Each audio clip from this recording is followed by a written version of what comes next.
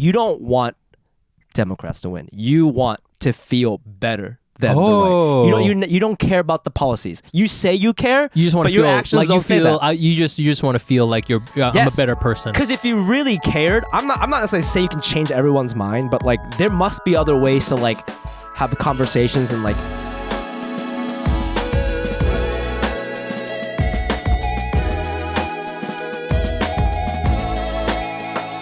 Welcome to we called it Redacted, Not Redacted podcast. I've been listening. You do? I'm a fan, dude. Okay, so I know you are a fan, which is really weird. So this is no, it's like twice a month or something. Yeah, it's twice a month. Sometimes it's once a month. Yeah. But usually it's twice a month because that's all this dad can do. Yeah. The podcast with all your favorite redacted friends. It's Mike Nguyen. Jenny will hear about this later. You didn't even tell her? I'm literally so busy, bro. I wanted to text her. It's one text. What do you mean you're so? It's just one text. I'm that busy, bro. I'm that busy. All right. You think I got the luxury for one text? You think that? I did see you come out of your car like struggling to take all this equipment out of your car, bending over. Let me tell you your this. Hips. I've and our listeners know this. Okay, every time I do a podcast, my children get a trauma. Okay, sure. It is an L for my family every time I do a podcast. It is serious L because less people who know about it, the better. So you didn't tell Jenny this time. Yeah, it's just you know what? You don't want none of this, Jenny. You don't want this. You don't want this. Okay. Don't fucking look at me. Don't look. I'm shooting myself up. Look at these numbers. Look at these numbers. I'll do anything for your numbers. Anyways, this is the podcast with all your favorite redacted friends. It's Mike Nguyen, and I got this fucking guy here. Got this fucking guy. Ooh. By the way, you don't really curse a lot now that I'm gone, but not as much. But now that I'm back, you've said fuck 3 times already. You just started. You did a heroin reference joke already. It's getting dark. It's getting dark. And also, just hello, I'm Fumi. I don't think anyone even knows me anymore. Actually, no, a lot of people from the pod still come to my shows. I do. They do. It's crazy. Someone from LA was like, "I've been listening to you since the Asian Days." And I'm like, "That's crazy. That was like literally 8 years ago or something." So long ago. So this pod goes deep. So thank you guys for staying on. And I honestly, I think that those fans they're like the first ones to be excited when you come through the town. You know? Yeah. Have you done a real weird town like that? You're like, man, no one's gonna come to this show in Milwaukee. Yeah, I have. I've been like, no one's gonna come to this show. And then I was right. No one did come to the show. I did Providence in Rhode Island. Okay. And I was like, no one's gonna come to this show. I sold like 20 tickets or something. But there were like maybe 4 people came from.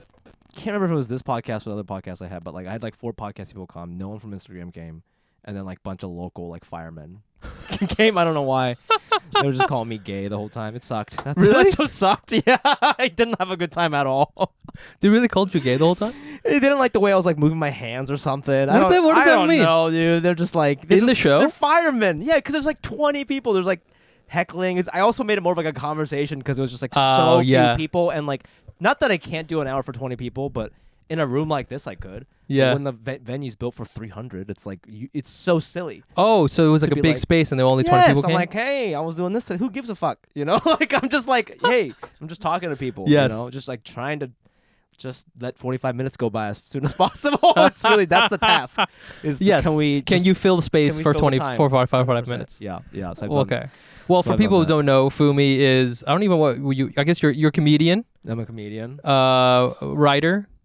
Bro, founder, co-founder of this operation. This is the lowest of the credits. No. This is where it all started. It is where it all started. This is where it all started. There was a girl yesterday who came to my Union Hall show who like came to the Goodbye Hack City when we did it at Canal Street Market. That's we really like nice. partied with them after. Do you remember those? I remember that. They came. They haven't seen me since then. Really? Yep. And now they're older. I was actually joking about that yesterday because you're so funny. I was like in the green room with Julia Shiplet and a couple other comedians who I'm sure have been on the podcast, and these are people I started with when I was 24 years old, and now I'm 35. It's been 11 years, and they're also 10 years older. Yeah, and we're just talking about like the passage of time and how we feel older. And I look into my crowd, and I remember when I used to do Hack City, I was like 28, and I remember I'd tell people Hack City is like young, hot Asian chicks.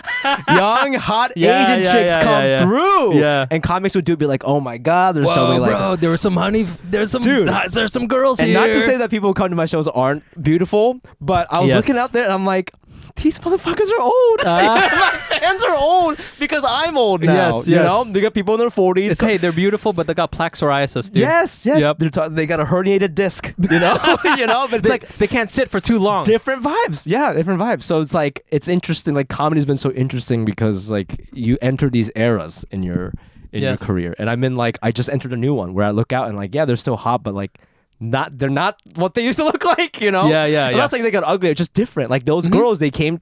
I think I was like 30. That was 5 I years ago. remember them. Yep, and they were like whatever. They were like young hot girls, and like one was like married, and like the other one had like a white boyfriend, and she was like, "Yeah, I'm boring now. I do missionary." I was like, "What the fuck?" eh?" She opened with that. I was gonna like, say, "Okay, dude, wow, whatever." Yeah, But I think one of them want to get with you. I thought that so. was the missionary girl. The missionary That was the girl. missionary girl. Yeah. No, yeah. that's why she But she brought brought up. her like white boyfriend Oh, and he was husband there. or whatever. Okay. Yeah, respect, Well, very respect. White Lotus right now. Yeah. But it's like everybody's getting old, you know. Doesn't it feel good though? Because there's a lot of times where I'll see, like I did an open mic, maybe 3 weeks ago. Yeah. And I was like, thank God I'm not one of these dudes. There was a dude who was like, yeah, you know, I'm living in my van, but I'm from Connecticut. So after this, I got to drive back home. And like, you know, and he's like 25, like God bless him. And he was doing his thing, but I was like, fuck that. You know, it's just like, it's like 10:30 on a Tuesday. I mean, I'm there. I'm not any better. You know, I left my family. Right. Yeah, I know what you mean. But also you moved to New York when you were like 34 or something. Yeah. So that's the other thing I've been experiencing is because now I'm your age when you started, and now I'm your age when we started this podcast. Oh, yes. And so I'm like reliving things from your perspective. Oh, interesting. And thinking about like, what if I had like an annoying 27-year-old tell me what to do right now? I'd be so pissed. You know what I mean? Like, You see why I was so mad? No, for sure. And I remember you used to say things to me, and it didn't make any sense. Okay. You talk a lot about energy, and now you didn't have it, and I didn't Yes. understand what you meant. Yes. And just simple things that you wouldn't be able to do, and I was like, why? But now I totally understand. It's like, am I not able to do it? I don't want to do it anymore. You know what I mean? Like I don't. There's a lot of things I don't want to do anymore because I'm older, and so it's interesting. Like as I get older, I had this experience with like a Louis C.K. joke, right? Like a lot of Louis C.K. jokes I watched when I was in college. As I get older, because he had a lot of jokes about aging, I'm experiencing it now. So it's kind of like when you take acid and it gets stuck in your spine, and then like it releases like 5 years later. You hear about that? That's like a thing. I've heard about this. Yeah, it's like that, but with jokes. But I'm doing it with things you used to say to me. Where it's Really? like, I was like, I'm having a Mike moment right now. Can you give me a little bit of Mike LSD that's in your spine? Do you remember something? I guess just like a lot of it is like how I spend my time and like priority stuff. Okay. So I specifically remember, you can even go back to and listen to like probably one of the first 30 episodes we did. I remember talking about like priorities and comedies and our aspirations. Sure. And I remember I would always say to you like, my number one thing is comedy. And then it's like family and then Maria. Yeah, I remember. I would always say that to you. Yeah, I remember and that. And you were like, that is not the order for me. Like comedy is actually ninth. Like, Yeah, you yeah, always for say sure. that. And like, but you were like half joking, but half serious. You know what I mean? But there's an importance to why you said ninth. You didn't say second or third. You said ninth. And I'd always be like, man, I don't know what he meant by that or whatever. And now that I'm older, it's like, comedy brings me a lot of happiness, and I really, really like creating things. Because unfortunately I'm an artist. It's just who I am. I like making things. It's unfortunate. Yeah. I like making things, and I realized another thing I realized, like I don't really care about money that much. It doesn't. A job could pay a lot in comedy, but if it makes me miserable, I would rather quit and work on my own projects. You know? But like, so but as you get older, you realize like, oh, yes, I want to tour and be famous, and I'd love to be like Ali Wong. We all want to be like Ali Wong and have a podcast that's successful. Like that was our dream at one point, you know. But what I really liked is like, I just want to like wake up in the morning and like be happy and like not hate myself and like be excited for the day. That's a very simple priority that I have. You have your natto and shit like that. Yeah, it's like, but it's like it's not possible every day, obviously. But I want more days than not to be like that. I want to be happy. I want to I don't want to be anxious all the time. And I realize like comedy and artistic pursuits, it's a double-edged sword because it can bring me a lot of happiness, but it also can bring me a lot of anxiety and unhappiness. Depending on your relationship with comedy. So like, I've had to really sit down and like evaluate my relationship with comedy. And it's like, how much distance do I put in it? When do I get intimate with it? Like, what does it mean to me? What are reasonable goals I can set for myself so that I don't fail in like a way that I'm like spiraling, right? Because I don't want to do that. I don't want to get jealous. I don't want to, you know what I mean? Yes. I don't want any of those things. I just want to make stuff, Yep. you know? The only thing I want to be jealous of is like, it's not even jealous. It's like I want to be inspired. Yeah, yeah. If my friend is releasing 1 new hour a year, I was like, I wish I could do that. I want to try to write faster, you know? Yeah, yeah. We got like guys like Josh Johnson releasing an hour a week. Okay, that's insane. I'm Right. not gonna ever do that. But Yeah. like guys like that, it's like I'm not jealous of that. It's like, oh, that's awesome. Like I gotta write more. Yeah. You know, like those things are more important to me. So like back to the priorities thing, like comedy isn't my number one priority. You know, a lot of it is like my relationship with Maria or like my family or now my nephews that I have, you know, like shit with my friends, like working out. You know, I play tennis now. I don't know if you knew that. What the fuck? I play a lot of tennis. I'm a fucking obsessed. I know Gina plays. Does she want to hit? Whatever. But I play a lot. It like it's the only time, and that's embarrassing too because I realized I started playing in December, and I got super into it, and I started like injecting open mic energy. I'd play like twice a day. Oh shit. Before work and after work. Wow. And I played so much I fucked up my inner thigh, so I can't play anymore. Oh shit. I got an MRI. It was $1,000. I hate it. Oh, shit. I hate the health care system. Oh my god. But anyways, but I got obsessed, and I realized it was so embarrassing to admit that it was the first time I had a hobby. I've never had a hobby Oh, yeah. since I quit music. Sure. Since I started comedy. So Yeah. I haven't had a hobby since 2014. Wow. You know? And so anyways, I say all this to say like comedy isn't number one. I love comedy so much and I don't want to quit, but like my goal isn't necessarily to like sell out Madison Square Garden. My goal is to be like 65 and be like, oh, I got this new bit I want to try out tonight. Yeah, yeah, And yeah. like just have that feeling of like, I can't wait to say this tonight. You know, what I mean? here's the crazy thing. I don't know if you've come to this realization, but by putting it not number one, Yeah. you can do it longer. Yes. Why do I think about it all the time. You think you're tired now, bro? Look upon your future. Okay? Look at me.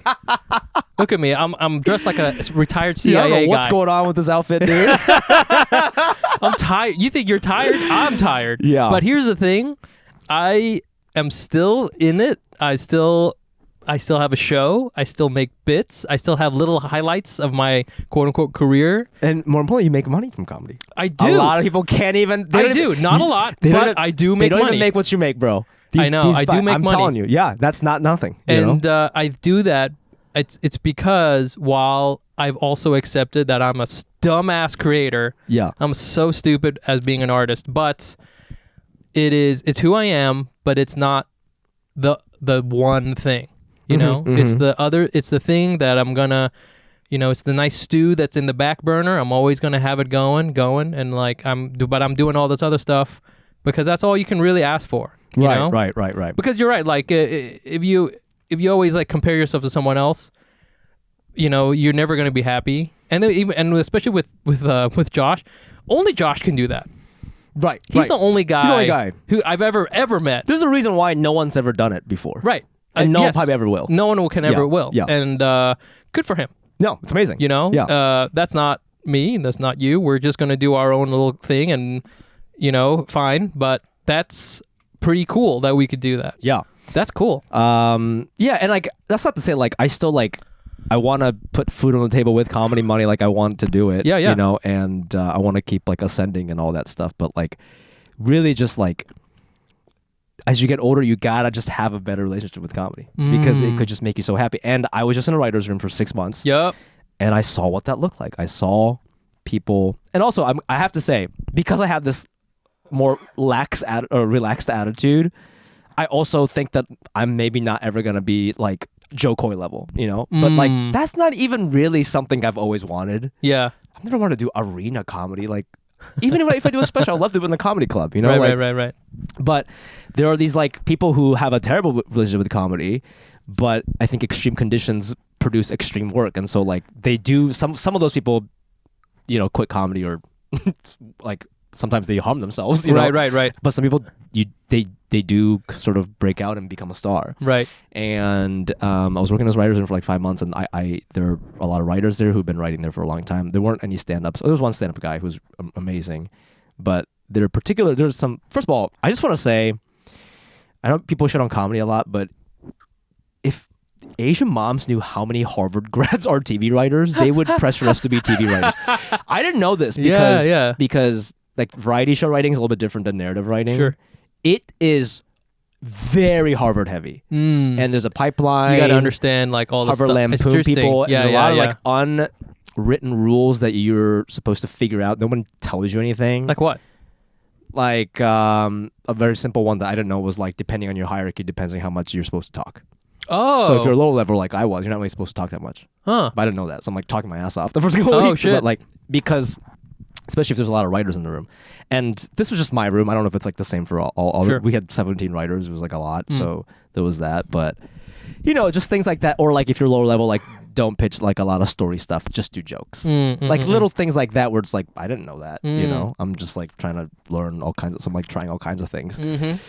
But there were some geniuses definitely in the room, but they were like extremely unhappy. Oh, really? They were so good at their job to a point where like I could never be like that. And I love the way your mind works. You're a comedic genius. Oh, wow. But they're like, I think a lot, they like thought of themselves as failures a lot of times. What? And they're just like in their head and they just look so unhappy. And I think... You mean because they wanted to be somewhere else, not like necessarily in that room? I just think that's what happens when you let comedy take over your life and you don't do anything about it. Yeah. I could see myself, if I got this job when I was 25, because this job was really hard, and I did pour a lot into it, but I also knew that, like, I think when we started this podcast, I like really pour everything into it, and I was like fucking obsessed, which is probably why I was so annoying. But we did get results, right? We did get results. Yeah. But I did that, and we got to where we could, and then I sort of backed off, and then I got older. And I'm glad I did that when I was that age. Sure. Yeah, but I don't do that anymore because that kind of attitude can like harm relationships. It can harm your mental health, and like you're just like around that time I was like, yeah, I mean I missed so many weddings. Things were not that good with Maria. Like we'd fight sometimes. Like it wasn't good. We had fun, but like I don't want that now. It was very intense. I don't want that now. Yeah. And so like I tried very hard at this job, but I didn't like sacrifice my blood. I didn't like kill a goat for this job, which I would have done if I got this job when I was 25. Right. And I think if I had done that, maybe I would have gotten like a little bit better, or maybe like been asked to come back for like a longer period of time. But I didn't want to. That's a boundary. I didn't want to. I got this like job that people would like give up on for. Yeah. And I was like, my goal is to not be the best or like to be asked back. My goal is to like, I just want to learn how TV's made so I can like make my own shit. Yeah. That was my only goal. Yeah. And I got that. And I was so happy. Got paid a lot and I left and I was like so happy. Cool. I'm done. So different from when I left Corden because I had completely different goals. You know what I mean? But like little shit like that. But I saw these old guys who were amazing and they're like, they fucking hate themselves. And I'm like, I don't want to be that. Yeah. And to be able to like, and I think that's what I mean when I say like the Mike Nguyen LSD hit is those moments, because I think maybe you saw that not in me necessarily, but like with other comedians, whatever. Sure. Like you at the time you're like 35, 36. It's like I can't do this. Like yes, would it be amazing to be that good? Yes. Yeah. But to get there, I have to do all these things that's going to destroy my life. Yeah. And I don't want to destroy my life. You know. Yeah. It's at this point, if this were a if real life was a murder mystery, I would then shoot you because I'd be like, no, this isn't Fumi. Ha ha! Pow! And I rip off your mask and it's me. Yeah. Because wow, I didn't think that you. I think this is good. This is healthy. It's healthy. I think this is nice, and I mean, I'm sure I was very annoying too. And just different. Also, another thing I learned is like, you know, I gotta say, aging is amazing because you just like learn all these things. Life is clip this. Life is the ultimate teacher. You're so join my cult. What the fuck? You know what I love too is that I know you're sober. That I can't fucking believe it.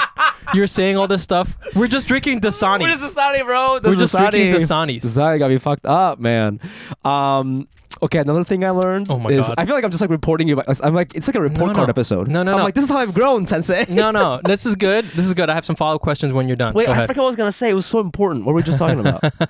It'll come back to me. It was really good. I forget what it was. I was this is after I shot you or whatever, and I'm wondering who you are. I guess there's a couple things. One, is this why? Yeah, I wanted to ask what happened with your other podcast. Oh, this is good.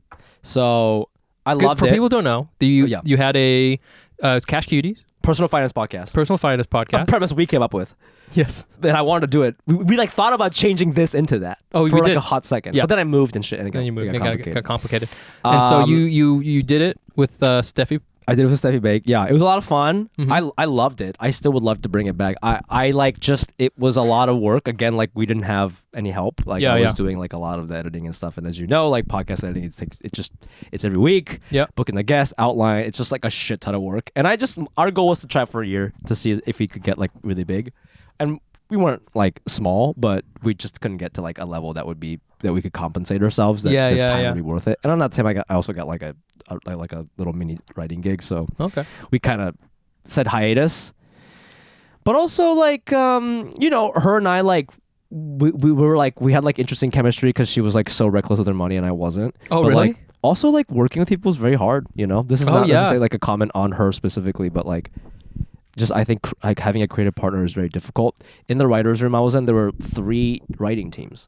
Oh. Writing team is you split the salary, but you get hired as like one. Oh shit! As a duo. So there's a lot of writing teams in the business, like the Duplass brothers. They write stuff together. The people who wrote Everywhere, Everything All at Once. The Daniels, they're a writing team. A lot of writing teams. It's very common, but you essentially have to like. Our showrunners, they were high school best friends. Huh. They're 55 now or something. Oh, They're wow. high school best friends. They went to NYU together, moved to Tisch, and they've been a writing team since their 20s. And they've written on like Modern Family and King of the Hill and all this shit. They're amazing. But like, I was watching them because I remember like thinking at one point, like when I was really young, I wanted that for us. I was like, oh man, that'd be so sick.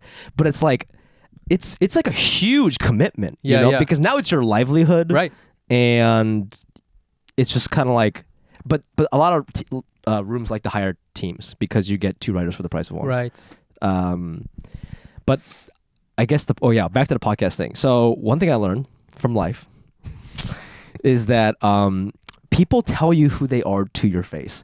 And when you are young or like you're so caught up in the vision or you're so excited about the project, you don't listen to you can't hear it because you don't want to. And it ends up biting you in the ass. So I think with like Steffi, like she's always, I probably shouldn't be talking about this, but anyways, anybody who you do, like she's always told me what she's about, what she could do, what her boundaries were. And because I thought we had nice chemistry, I ignored it. And then it got to a point where like I needed her to do more. And she's like, but I told you that I wouldn't do those things. And then I was like, well, then I don't want to do this anymore kind of thing. And that also, I had a job, so I had to kind of go on hiatus. But like, and I think that's like a lesson I've learned. I think I've done this podcast with you and then with her, and like if I did another podcast, I honestly would probably just do it by myself. I would pay like a producer, someone who can like be a sidekick, but also like do the rest of the work and stuff. But I think like having a creative partner is like really difficult, and like you have to like, it requires a lot of commitment. And anyways, just sort of like listening, active listening is what I've learned. You know what I mean? When people tell you who they, I remember even with you, man. I remember. I was telling this to my friend the other day. Do you remember when you and I had like a general meeting on Zoom or maybe it was a phone call with like, I can't remember if it was like Spotify or like some company. It was like one of our first generals we ever did. And I remember we were young. I was probably 28 or something. Okay. And I remember they asked us like, what are your goals? I was like in 41, comedy? but yes, go ahead. Yeah. They're like, what are your goals in comedy? And I was like, this is before I had Corden. This is before I had written. This is before I did Colbert. Yeah. Like I was just kind of like a bar show comedian in New York. And I remember I said, oh, I love to like be touring, doing stand up, and like I love to like write on some TV shows, and like if some acting stuff comes my way, I would love to do it. But like, I just want to like learn how to do all this stuff. I just want to like write and do stand up. And then they asked you, and I can't remember exactly what you said, but you said something like, I'm not making this up. You said something so chaotic. You said, I want to wake up and have a house and have my family and go to my creative job and then do jujitsu. Yes. Oh, and I think you just ended it there. Like you did. I think this was with the she worked at the museum, the new museum. Remember? Maybe that's what it was. Yes, I remember she was saying that, and I remember you told said something so chaotic. But I was like, "What is going on?" But I never asked you about it. But that was you telling me who you were to my face, and me not listening. Yes, you know what I mean. Yes. People will tell you who they are to your face, but when you get caught up in like, because I just loved. This pod, I loved when we wrote together, and you just get so lost in the sauce, man. Your sauce is great.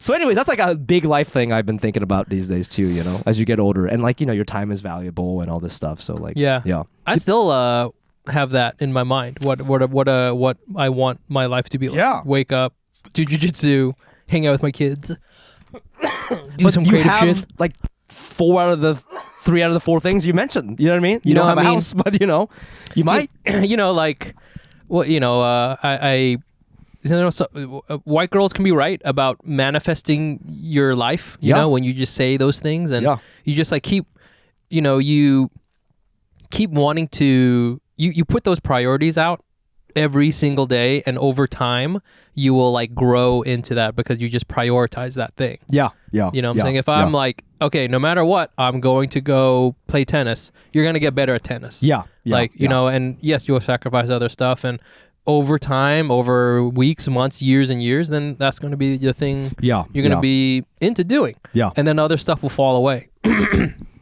I think that's still true. So it's interesting to hear you have say that as well. And it's a really interesting thing you say about when people tell you who they are to your face. Do you think everybody does that? Do you think everybody does that in some form? I mean, I think it like obviously depends on the context. Like if you don't know someone very well, then Sure. probably not. But I guess maybe like if you're like close with somebody, if you're working with somebody on something, it doesn't have to be creative. It could be at work, whatever it is you're doing.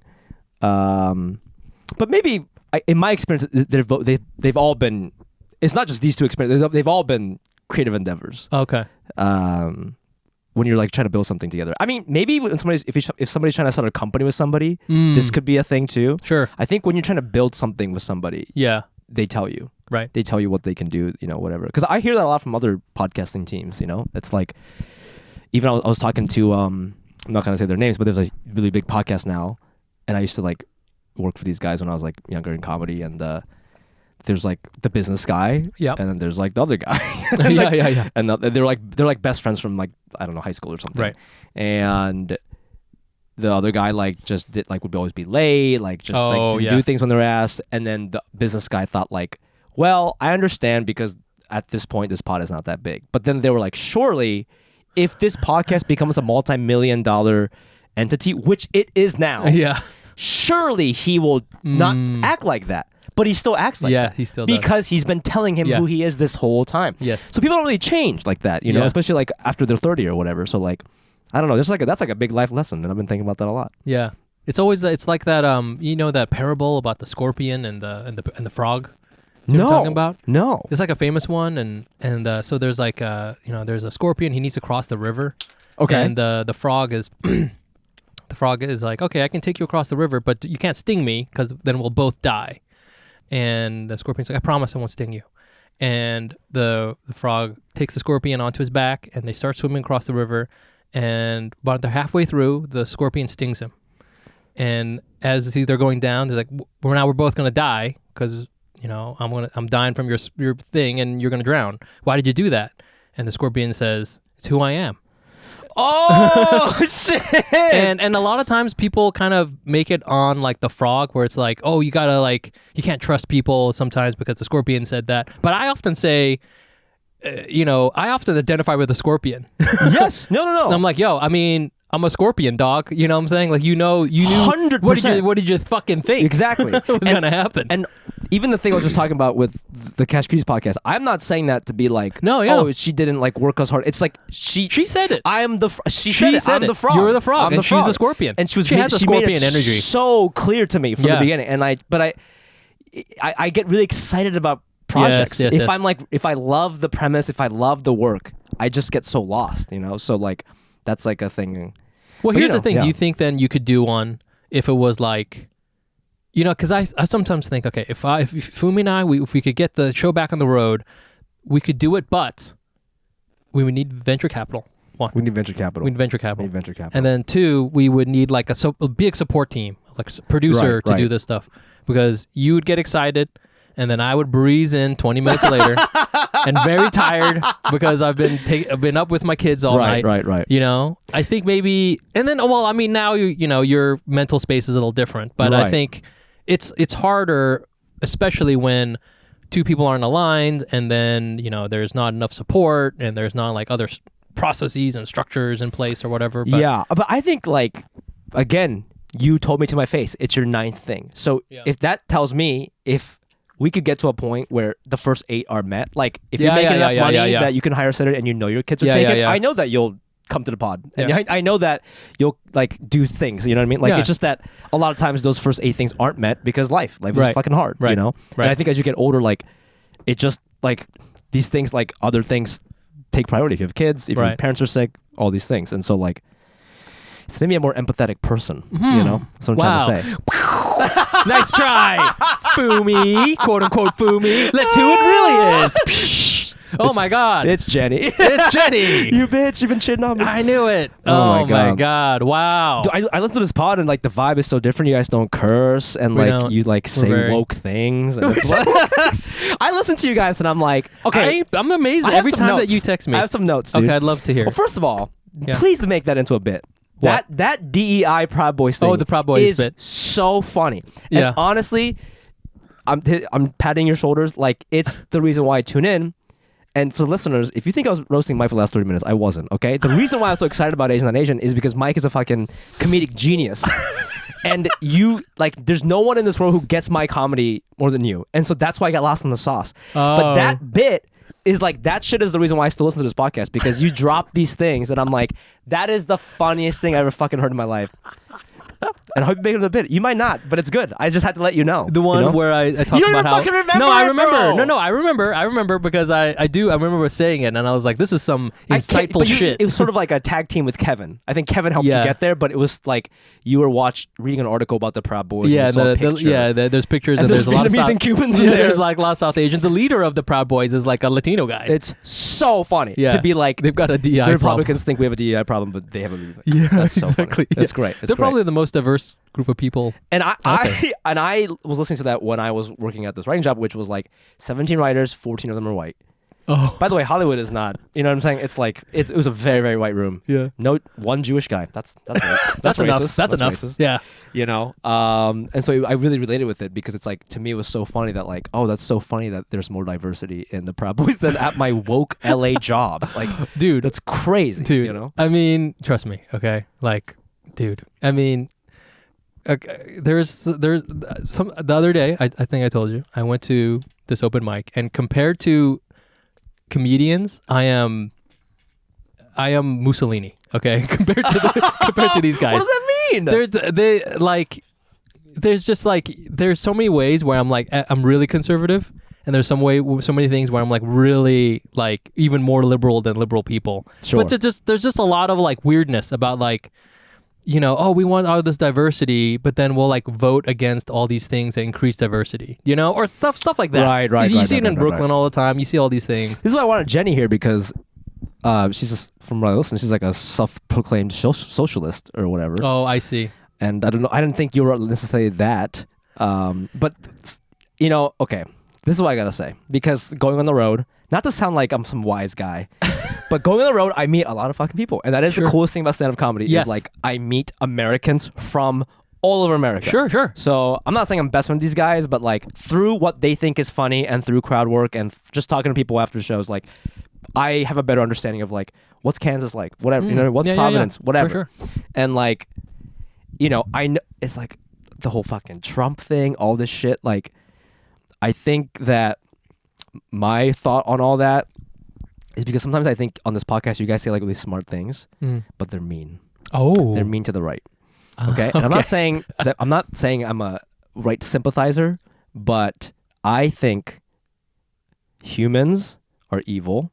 Okay, and humans get a kick. We get dopamine from being mean. Like a smart person gets a dopamine from being mean to a dumber person. And that's like, remember high school? Like you pick on the dumb kids, like the smart kids who fucking go to Ivy League schools, they like think they're better than you. Yeah. And like just the way these people talk, it is only driving people away from them, you know? Oh, I see. And so it's like, to me, it's like, you don't want Democrats to win. You want to feel better than the right. You don't care about the policies. You say you care, you just want but to your feel actions like don't you say feel. that. You just want to feel like you're. I'm a better person. Because if you really cared, I'm not necessarily saying you can change everyone's mind, but like there must be other ways to like have conversations and like, you know, I mean the whole Trump thing is like a cult now, right? So like approach it like that. Like I just feel like a lot of times on Instagram and podcasts, people say their little sound bites that go viral, but I watch it and I go, you don't really care.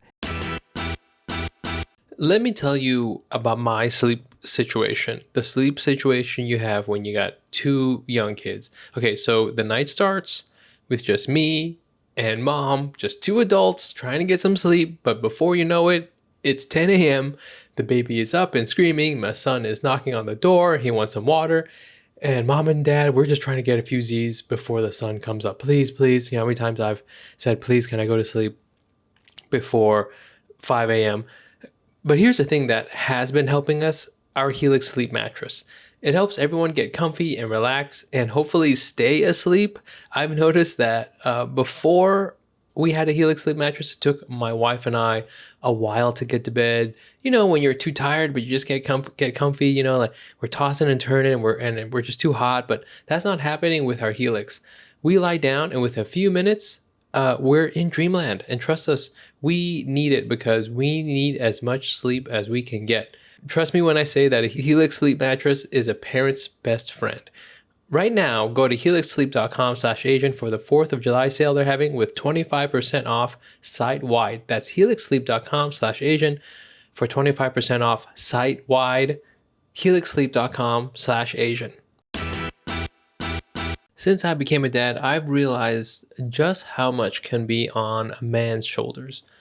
I mean, you're in charge of so much and it can feel overwhelming. I just want to say it's okay to struggle. Real strength comes from opening about what you're carrying and doing something about it so you can be your best for yourself and everyone in your life. I've been there to therapy, and I credit what I've learned in therapy with helping me be who I am today. I think it makes me a better dad, a better husband, and even a better podcaster. With over 35,000 therapists, BetterHelp is the world's largest online therapy platform, having served over 5 million people globally. It's convenient too. You can join a session with a therapist at the click of a button, helping you fit therapy into your busy life. Plus, switch therapists at any time. As the largest online therapy provider in the world, BetterHelp can provide access to mental health professionals with a diverse variety of expertise. Talk it out with BetterHelp. Our listeners get 10% off their first month at betterhelp.com/Asian. That's betterhelp, HELP.com/Asian. You want to sound better, get the clicks, and have people think you're like this awesome, like liberal person, but like you don't want change because that's not how change happens. Change doesn't happen from belittling somebody else, right? Oh, damn. It doesn't happen that way. Yeah, so yeah. That's what makes me mad because of course I don't want Trump to be president. But like I actually want change, and I don't care about any of these fucking liberal TikTokers who got facts. I don't give a fuck. It's like, what are you actually doing? Yeah, you know? yeah. And to make someone's I don't have an life answer because better. I'm fucking dumb. I told you I'm dumb. I've been telling you I'm dumb this whole time. So He has. So don't come at me for the answer. But I'm like, but to me, you don't seem like somebody who wants change, and that really annoys me. And so, yeah, I mute a lot of people on Instagram. Is what I'm trying to say. Wow. Yeah, that's all I gotta say. Wow. That's all I gotta say. Look at you. That's what I'm saying about your, This is your second wife. this is why welcome to the new Proud Boys podcast. That's what I'm saying. Bring it back, dude. Bring it back. Bring it back. You know, to you're anal, making bro. me want to go on the road because I enjoy meeting people and talking to people. Yeah. And I think one of my weird I feel I can talk to a lot of different kinds of folks. I mean, I think as a good comedian is someone who has to be able to find the common ground in the room, whatever that is. And like, okay, we have something that we can all talk about now, and now we can go forward with my stupid jokes. I think it's a one of the tertiary skills, I think. Yeah, and I'm not saying like, I don't think your goal should be to always get every 100% because there's some people, honestly, you should, I mean, I think Patrice O'Neill once said like you should upset like 30% of the audience. Yeah, for sure. Right? Because then you're like honing your brand. Yeah, for sure. I don't want to upset everybody. That's not really my thing. Right. But I don't expect every person to like love me. Right. But I don't do it for them. But that I think like the connection that you're trying to make with someone, even if they're very different from you, is like really important. But that's important to me because like we probably don't agree on political things, but just sort of if we can have a nice laugh together, like if I do some crowd work on you and I say some smart ass thing and I can make you laugh. Like, again, I'm not saying this is a change, but now you see me as a person. Yeah. And now maybe the next time you see like a Vietnamese restaurant being raided in California, maybe you think about me. Yeah. Like, oh, that guy was funny. Like maybe that's his family because he thinks that because he's racist. He doesn't remember that I'm Japanese. But but maybe yes, it's like But yeah, that's the other thing. You have to treat everyone like a human, and There that's is- like, you know, the guy I'm staying with right now. His parents are like super, you know, conservative, but they live in New Rochelle and they've never left. And so I'm like, okay, well, so you don't know, like, you don't have any like trans friends. Right. When I say friends, I mean like friends. Like Yeah. you're hitting them up. Let's go see a movie. Like, Right. So I would never I would never expect you to be, you know, like I see why you are that way. You know. Because you just don't know anyone like that. Right, and I'm not saying that's cool. I'm not saying you can't have empathy just because you can't know somebody, but like, I don't know, just the language that we use these days. Right, to it's think- to just talk to so someone. like, Yeah. it really makes me lose hope in humans. It's a human thing. It's just like we get such a boner from feeling smarter than somebody else. You know, Well- I'm sure you've done it. I've done it. Oh, yeah, you know? for sure. And it's like, Of but course. that's the root fucking cause of all this shit. man. I was watching some like Jordan Klepper thing, you Yeah. know, and Jordan Klepper does it the whole time. But Yeah. like, you know, he was talking to some Trump supporter guy, but then they kept talking to him, and you know, it was this guy and he was all about Trump, and then it turns out that he's also like an artist and he like makes all this stuff and he's like really into like nature and all this stuff. And like if you took the Trump thing away, you'd be like, this guy's pretty cool. Yeah, you know? yeah. And like, if we didn't have that, we would just like, well, we'd be homies, and then maybe we wouldn't agree on something, but we could still like have a beer and like keep working on it. Yeah, You know, over time. But now we can't because we're doing the thing, Dude, where we're but like that's, angry. and that's the other. Okay, so this is the other thing. That's a problem. You know, Here we go. I hot feel takes. like Yeah, we're finally here. I feel like in movies, it's always been an American trope: the Republican dad, the Democratic mom. Right? Yeah, yeah. Dad says racist shit. The mom goes, "Gary." That's an all American moment. yeah. I don't think that's happening anymore. Oh, I see. You think someone like Jenny is ever gonna go on a date with a Republican? Absolutely not. And I'm just saying, like, just anyone her age, any of her friends. No one. I can't. If I was single, like if we were single, like, are we really gonna go on a date with someone like a person who voted for Trump? Like, you know what I mean? Like, Yeah. So those couples are like dying off, I think. But that's an interesting reflection of like society, because we used to be able to, you know, this artist guy you just mentioned. We used to be able to kind of look past them and be like, well, let's be homies. I see. Let's work on it. Right. There's no more working on. You know, Democrats won't even have dinner with someone who's a Republican. You know what I mean? Right, Like, right. I don't think that I would. Right. I mean, I probably would just for the kick of it, but like, but we're weird. We're comics. We're weird. I Yeah, like we're weirdos. Tension. We enjoy weirdness. I like learning why someone does something. But Yeah. the average person, I don't think would have dinner with somebody who voted for Trump. You know. And it's interesting that people used to get married to people who didn't vote the same way. Right. It would never happen today. Yeah, dude. yeah. It would never happen today. I can't help it because they're my family. So we're eating bunbao hui all the time. But with that's them. your parents. There's your parents. Yeah, those are my yeah, parents. yeah. My aunts and uncles, maybe Right. my cousins. Yeah. Yeah, I feel that. This is like serious. Should we talk about like? No, I do Boobs wish or I do something? wish I don't- Jenny was here because I It's feel just Jenny because would I'm have a older. I'm different not as take. horny anymore, Mike. You know what I'm saying? I know, what Like happened? I'm done with the anal phase is over. I'm tennis. I'm tennis guy. I play tennis. How's the fleshlight? What happened to the fleshlight? Dude. I don't know. She said she wanted to take things to the next level. And We I was wanted like, different I'm not. things. She said I was emotionally unavailable. She wanted a nicer dishwasher. And I said my landlord won't pay for it. We're gonna have to have this GE dishwasher. We can't get the new nice Samsung one. So she left. No, I get it. No, I do. I wish Jenny was here because then Jenny, you know, I feel like she would take what you're saying. As far as like, you know, being a certain way or what have you. Yeah. And she would, you know, I think she would take that as acknowledge it. You know, because I do think it's a But something I don't liberals. need that from like a Berkeley grad. You know what I'm saying?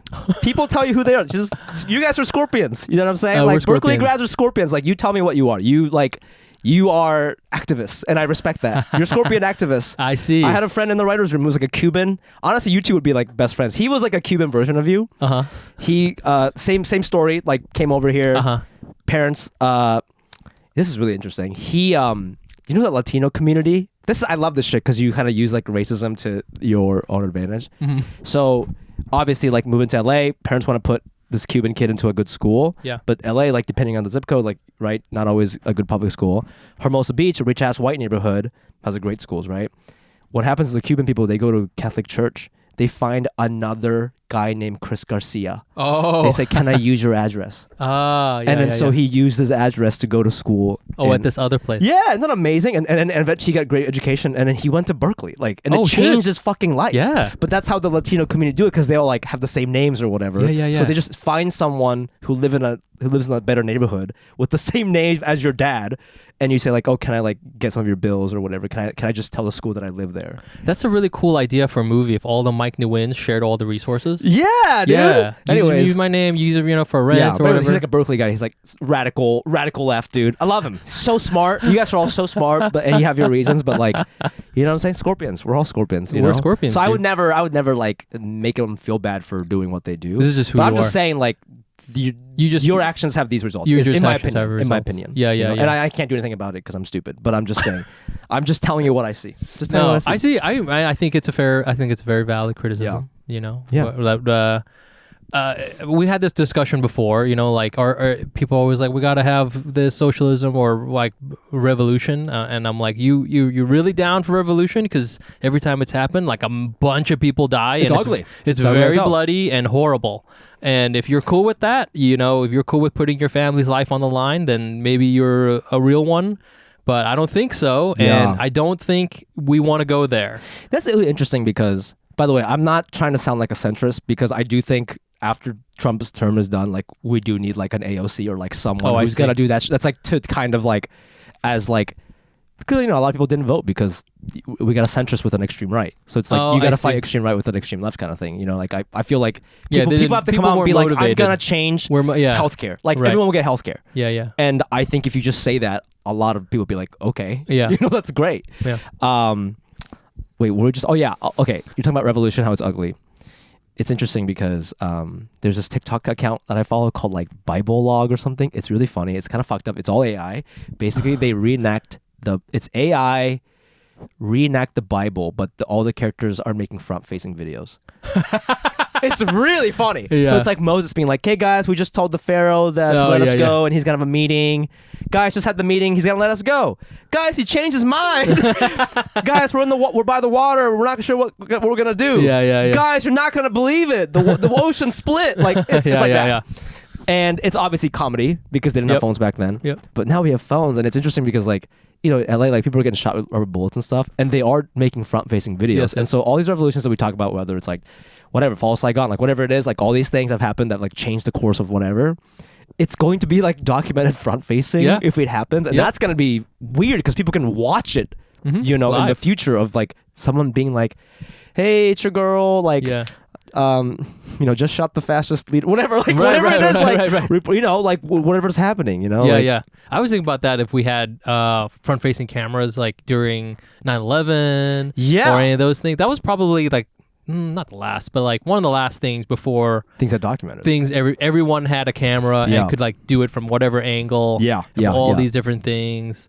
Maybe it would be. I don't know if it makes it seem like there's more. Like, because it feels like there's like more horrible things happening, like if something as terrible as that happened now, would it have the same cultural impact as back then? Because back then it was like, okay, well, we could turn all the news cameras onto one place, and that was it, and we could just focus on that only. Right. Whereas now it's like there's the internet, TikTok, there's like all sorts of attention all over the place. So anyone can make anything like kind of seem really immediate. So I don't know whether or not like it's more impactful or less impactful to have everybody having. Oh, so you're saying if they had front-facing videos during 9/11, it like would not have had the same impact because you might get 17 different POVs, like a view from the terrace. Hey guys. Well, yeah, I mean, like now it's like it's more difficult to sort of say because it's like you watch like an old movie like I don't know, fucking True Lies. Right, like in that one, all the terrorists are like people they're all like Arabic, and now like you wouldn't make a thing about that because like it's not clear who the winner, who the good and bad are. Right. It's not as clear. Yeah. Like sure, in that movie, there's a guy who wants to like set off a nuke inside of a big city. I guess that's pretty bad, you know. Yeah. But at the same time, it's not like, oh, these guys are clearly bad. They're the only ones who are bad, and everyone else, we're the good guys. You know. Yeah. It's just like now you have more point of views, and it's more muddled. Who is, you know, the story isn't as clear. Really the narrative isn't as clear. I think the narrative isn't as clear. I think the narrative has never been clear, but because back then you could control media, you could make it clear. Oh, yeah, for sure. But now because of social media, like, and maybe this is contributing to like the division in our country, but like I think people are realizing now, which is so unfortunate, that like America is kind of bad. You know what I mean? Hot take. What's my Subway take? America, not that good. To other countries, like, you know, and it's just like, and I think that's why some people don't want to hear it. I see. So when people don't want to hear it, they double down. Yeah. No, America's really good. You know, if you're not, if you say that you're not patriotic, whatever. Right. Go more towards Trump. See, look at America your number leftist still, after all. No, I am. I'm just saying. I don't like the way people talk. I think people are really bad at talking. Yeah. Yeah. It is. Yeah, I hear what you're saying. Because of that, when it's become just like little bites, sound bites. Yes, because people just when you're trying to dunk on someone. Yes. You know, whenever people say, like, I'm on Reddit, it's like, oh, Trump gets destroyed on this. No, he didn't. Yeah. Or like, or AOC gets eviscerated by. No, she didn't. Yeah. Nothing happened. Yes. Maybe someone had a good joke. Yes. Oh, nice joke. Yeah. Absolutely zero actual damage occurred to them. Yeah. And the actual damage is from the really mundane thing, from like the vote that the congressman did that nobody covered, that like changed this one rule, and now 50,000 people, you know, lost their Medicare or something like that. That's the damage. Yeah. That's way the fuck down. Not the like AOC owned this, or Trump got owned by this. Like that did nothing. Right. No. And it's like it's 100,000 Americans lose their health care. They get destroyed. It's the boring mundane shit that's on C-SPAN 7 at like 3 a.m. that nobody pays attention to. But the dunking on is interesting. I hate the phenomenon. I think that's dunking. kind of similar to what I was talking about. The you want to feel superior than somebody. Like you want to get somebody. You want to, you know, pull a fast one on somebody. We should eliminate like. We got to bring back like 1940s basketball. You know what I'm saying? No dunking, just nice boys. Fundamentals. Yeah, exactly. Shorts, you know. Dribbling with two hands. No 3-point line. A lot of passing. Very little dribbling. Nothing between the legs. No trash talk, by the way. None. It's a lot of high fives and, you know. Nice boys from Princeton. Nice boys. That's the energy we need. Like, that's the whole, like, I got your ass. No. Not in politics. Nobody's getting got in politics. You know? I think that's maybe like the vibe we gotta go for. That's the thing about why politics is so upsetting, because it used to be boring. And there was a joke for a long time that used to have they had it in Futurama where there was 2 presidents, and they were running, or there's 2 candidates for president, and they're running for the presidency, and they're exactly the same. Mm-hmm. Except one's wearing a blue tie, one's wearing a red tie, but they're exactly the same. That's really funny. But at the time, that was like how it felt. Yeah. It was like, well, Republicans are kind of the same. Yeah. And that's why a lot of people didn't vote, because it didn't matter. It felt like it didn't matter. Yeah. But then over time, like all these politicians have like learned to become essentially Howard Stern. You know? Yeah. They're like slowly learning like the dumb shit that shock jocks did from, you know, the 80s, and that's why it's like more upsetting, but it riles people up, and now everybody's doing all this shit when it used to be like two-handed basketball. You know?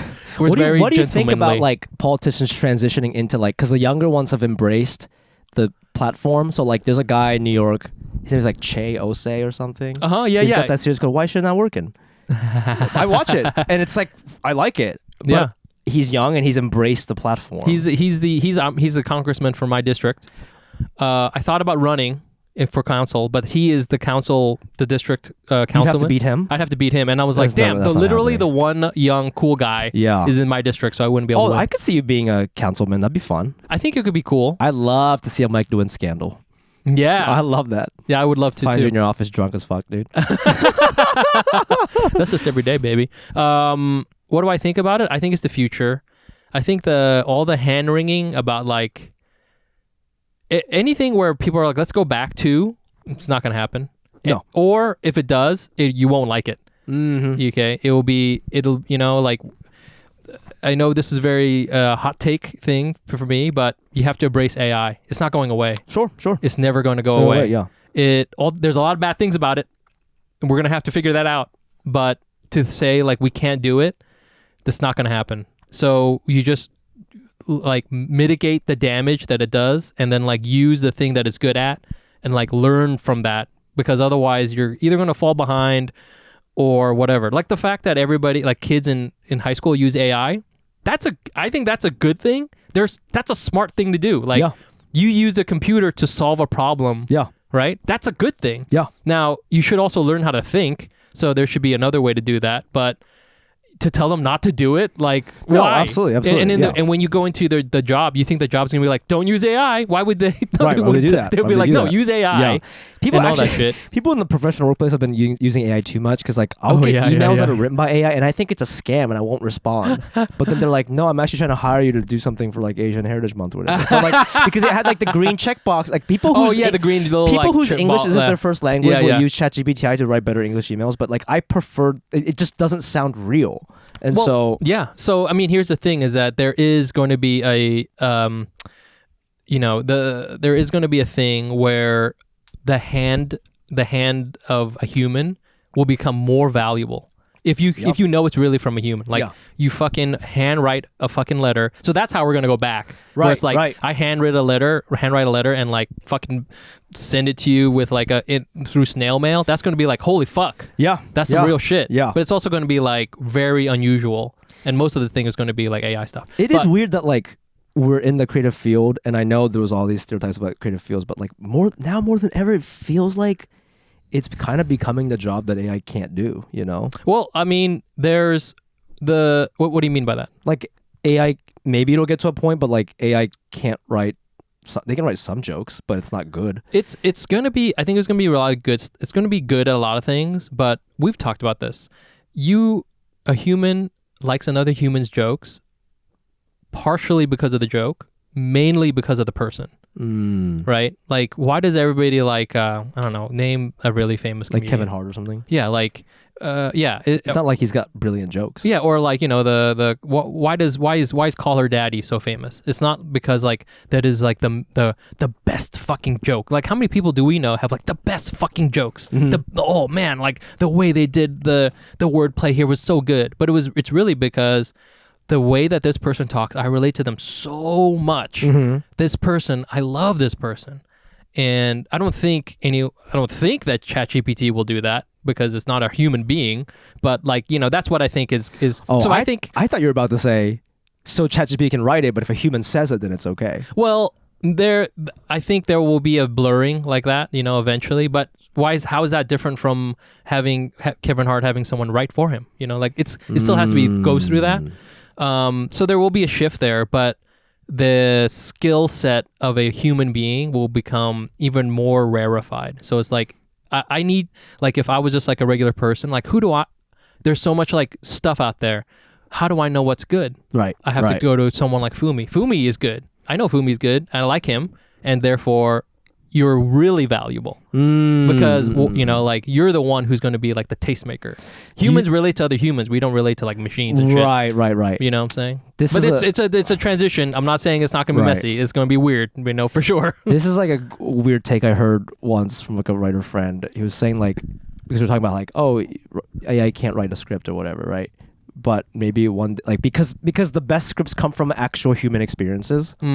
So if we get to a point where AI can write a show like, what is that show called? Like I May Destroy You. Remember that one? Or like a movie like The Farewell, or like just some movie that like really pulls on your heartstrings. If it can do that, then that means that AI has like feelings. Oh. And then it's not really a question about like, can AI write a script or not? It's sort of about like, is this like slavery now? You know what I mean? That's like a different conversation about like, are these like slaves now? Oh, like, are they conscious? They can feel pain. They can feel joy. They can feel boredom. Like, that's different. Like now it can't feel anything, but if it starts to feel, it can write an amazing script. It can write an amazing book. It has a point of view. Whoa. Then it's like, well, then we probably shouldn't be making them do all their work. Right. That's like an interesting. Damn. Yeah. Look at these hot takes we have. Hot takes, man. Hot takes. I'm glad you're here. We've combined. We've lowered the IQ of this podcast and therefore have hot takes. When we don't this have, is like one of the more serious ones we've done. Usually when I come on, it's like it's even more crazy. But this is what happens. I did zero prep. Zero prep. Just, I'm just old. Raw dogged it. No morning wood. Oh, you don't got morning wood. We didn't get to talk about the morning. We should. No, we open can with talk. that. Let's end with the no morning wood. You don't get morning guys, wood so anymore? if you even remember who I am, which if you do, thank you.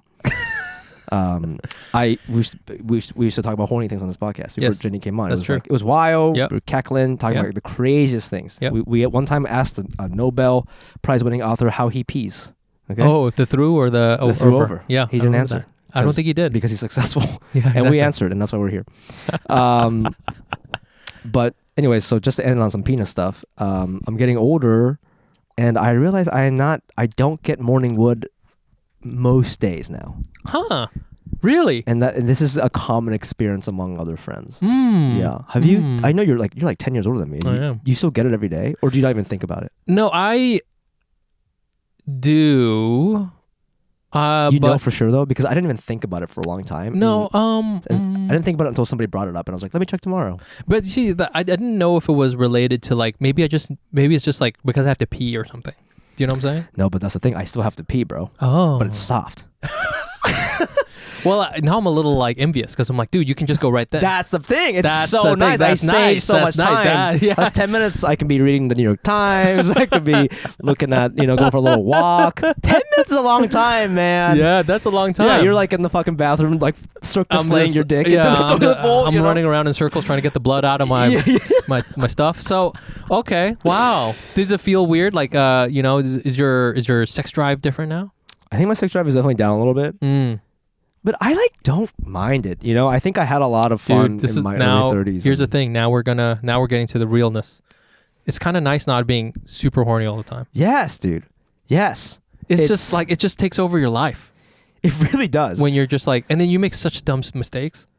Or like put yourself in danger. I feel sometimes. Yeah, in a weird way, like I really sort of credit having Maria for like me having success in comedy because I had a girlfriend this whole time. So even like when we started open, like it's like if I was single, I would just spend so much time finding a girlfriend and trying to get laid and going on dates. It would just like take up so much time, but I didn't have to do that, Yeah. So it was just nice to.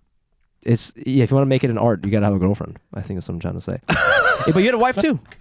I did. You had a wife too. Yeah, I do. Yeah. Okay. But yeah, morning wood. Talk to my friends. I guess it means you have low testosterone. That's like a telltale word? sign. Yeah, that's what I heard. Would you do? We're so like fucking bro podcast. We're talking about Yeah. testosterone. Would you do the testosterone thing? Only if my doctor is like You really need it. like something like you're Something's gonna wrong. get cancer if you don't do it, or like something Oh, like I there's see. other health issues. I think I'm fine. I don't think I've ever had high testosterone because I have all my hair. That's like a thing. Is that what it is? Yeah, if you have high testosterone, you lose your hair. Whoa. Yeah. Yes. You hear that? You hear that, ladies? Yeah, but dude, come on, man. It's like, do you want a morning wood or do you want your hair at this point? point. It's like I would. That's such a great point. I think I said this to Woody once when he flew. I honestly like. I would sacrifice an inch of my penis if God was like, you can have hair for the rest of your life. I'll do it. Dude. It's so important to me as you get older too. It's like the dick. Who gives a fuck? It's soft as hell. You'd be surprised too how much whenever you see a guy who's an older guy and you're like, damn, he's like really like aged really good. Like Ted Danson. Because they have great hair. If they have great hair, dude, you can get away with like dad bod doesn't matter. Because when you get old and you don't have hair, you look racist. Like you're so close to looking right. Like if you were wearing this like funky jacket, Yeah. I would just like, look racist. You look racist. You're walking into a Brazilian Jiu-Jitsu thing. Like everything checks. Joe Rogan, Yeah, BJJ. That's true. Like the tats. Like like it's so. This is like having like an LGBTQ sticker on your car. It's like, hey, you're putting he him on your email. I feel safe. This is like I feel safe. this is like That I'm not hairline. racist. That Yeah. hairline. I'll let you walk me home tonight. That's what I'm saying. But if you take off Not your me. hat, it's like no fucking way, Not dude. me, dude. Yeah. You want? Yeah. Now, like sometimes I feel I can tell if somebody's gotten like that Turkish surgery thing. I was gonna ask you, would you ever do that? I would never. Really? Because my thing is, if I lose it, I'll just do that, so I don't care. Oh, I'll really? but why wouldn't you do it? I'm not.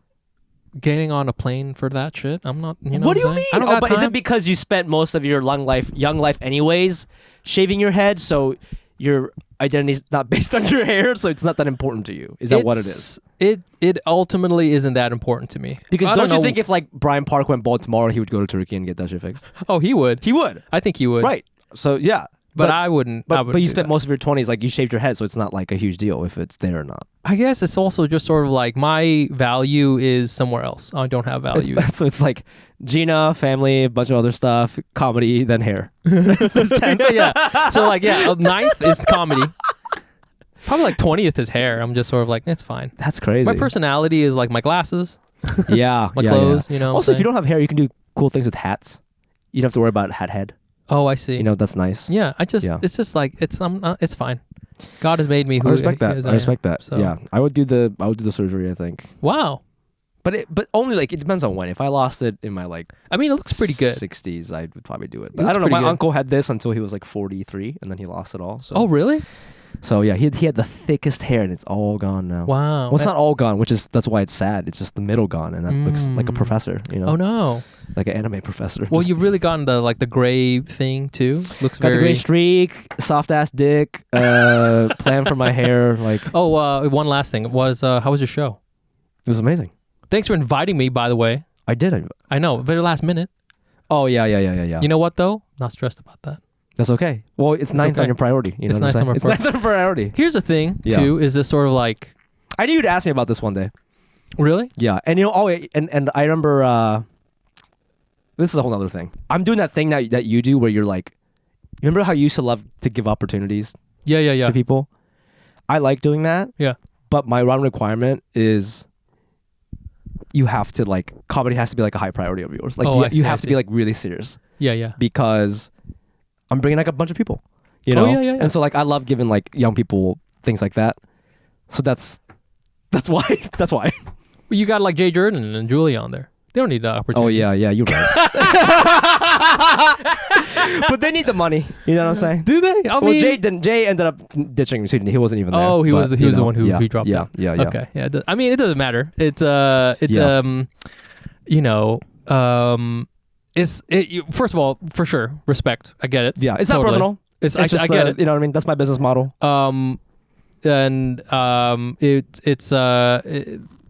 You know, like I think the comedy is it is where it is on the Do you list. still do stand up?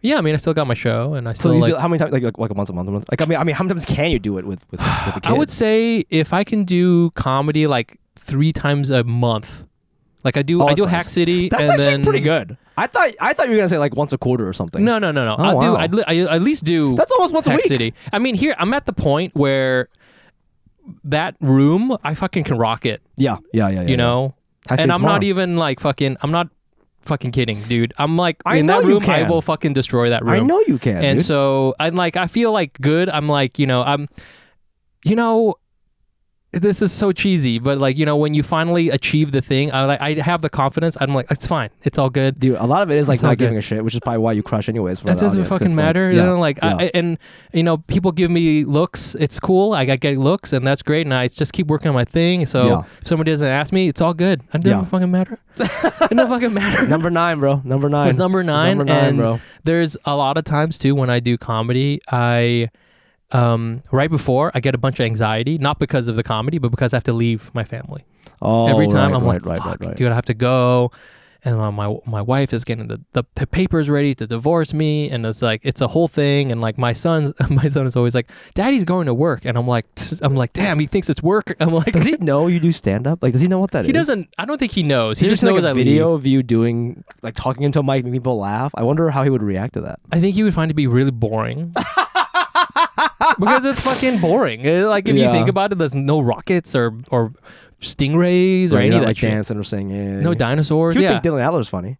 he would like Dylan Adler. like just like not even He'd like understanding the Dylan- language. he'd like you know, Dylan he's Adler. dancing. Yeah. Yeah, because he likes Jungkook. Yeah. You know, Yeah, so yeah, he yeah. likes singing and dancing already, but Yeah. you know, Dad doesn't do any of that. It's just boring.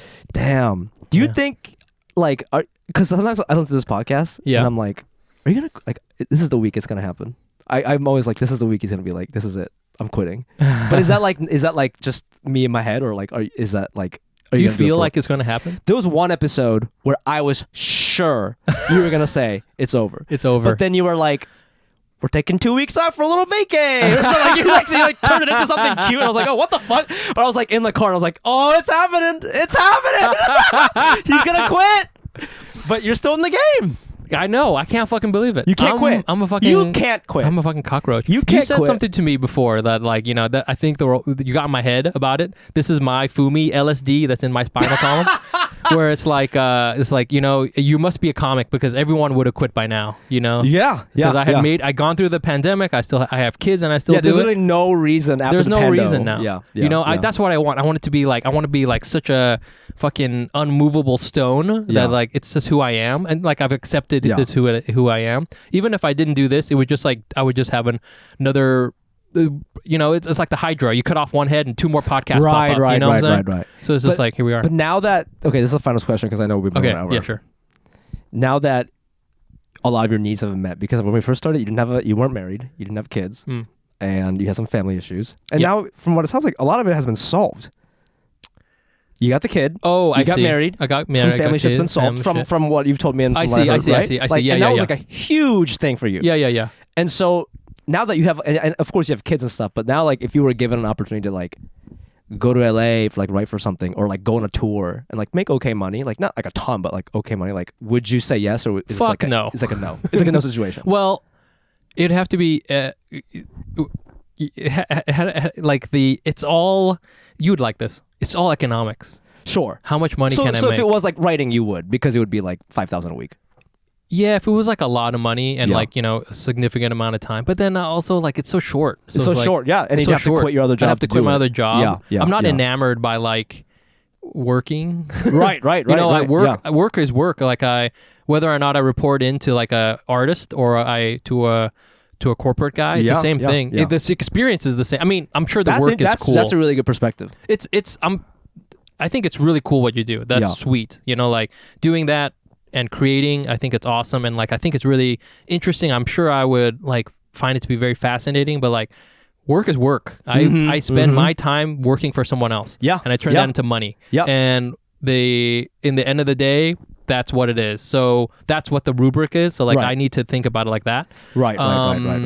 And so, you know, the creative need I have that is fulfilled by stand-up or from this is like, that's what I do. Yeah. And this is my thing. And so I do that. Scorpion, man. Scorpion. But I really like that. That's a very healthy thing. You know, but and you know, I think it makes me strong because then I'm like, I don't have to turn to someone to get that thing. Like, if I didn't have this job and I didn't have any creative outlet, that would suck. Yeah, you know what I'm saying? I would, that would really suck. And someone has real power over me. I don't like that. You've always had like really strong values and your priorities straight, and that's why I feel like comedy never like annoyed you. You know, you always got what you wanted out of it. Yeah. And other people might have been like, "Oh, is this enough?" And you were like, "Yeah." Like, this is good. This is good. Yeah. I mean, I want more stuff when I can. One day I'll like things will be a little easier. Write a book. I wouldn't mind going on the road if it was on my terms. You know what I'm saying? What does that mean? Like if you're like opening for somebody or something? Yeah, or like, you know, like a very small tour and it's like, you know, it's like you and me and we like did a couple of places and it's like not total shithole places and that kind of stuff and that'd be cool. I'm down with that, you know, and you know, my family's taken care of, etc. Yeah, I could do it like schedule wise. I think that would be cool. It's you know, yeah, and, you know, I do want to do like a special. I think that would be cool. Yeah. I don't get enough. I'm very honest with. No one's getting on Netflix these days, dude. I'm just gonna do it myself. Yeah, and I think I hope that you do, man. Yeah. Because you have 10 plus years of. I have jokes. enough. I think I have enough stuff. It's just like I know. I'm truthful. Like I just don't get up enough. I don't want to get up enough to like be able to fluidly and confidently put together 45 minutes. And I understand that. And so it's like it's a good relationship with comedy because like the technical skill, I have all the skills, is sort of like the reality of it. There's no rose-colored glasses of like, oh, if I just wanted it more. There's no wanting it more or less. You just do the work and then it'll come. There you go. Yeah. Anyways, penis. Just wanted to say that. This podcast won't end. I thought it would end today, but I'm sorry. Okay. I was testing you. Would you, where can our fans find you in your work? I actually came on because I needed to plug my tour. Not because I haven't seen you in 4 years, but because I haven't plugged my tour. It's business, baby. It's business. It's business. It's Fumi Abe Inc. No, please follow me on Instagram at the Fumi Abe, the CHEFUMIABE. And I don't know when this podcast comes out because now this is bi-monthly, but do you have an idea? I mean, it's actually the next one in the thing. So Great. Sometime this month. yeah, it'll be probably not next Monday, but the following. So like, Okay. what is that? Towards the end of June. Great. Well, let me just pull out these cities. I'm not going to say the date because it's going to take forever. Okay. Okay. If you live in, first of all, I know this wasn't a very funny episode, and I got a little emo, and we for a second we almost turned right wing. That was dangerous. That got weird. That's how you. Yeah. But I promise you, listen to some old episodes. We're good. We're funny. Okay. Pittsburgh, Philadelphia, Boston, San Francisco, Sacramento, Charlotte, Dallas, DC, Toronto, Chicago, Austin, Nashville. I'm going to all those cities all between now and the fall. So if you want to cool. come see me, fumiabe.com.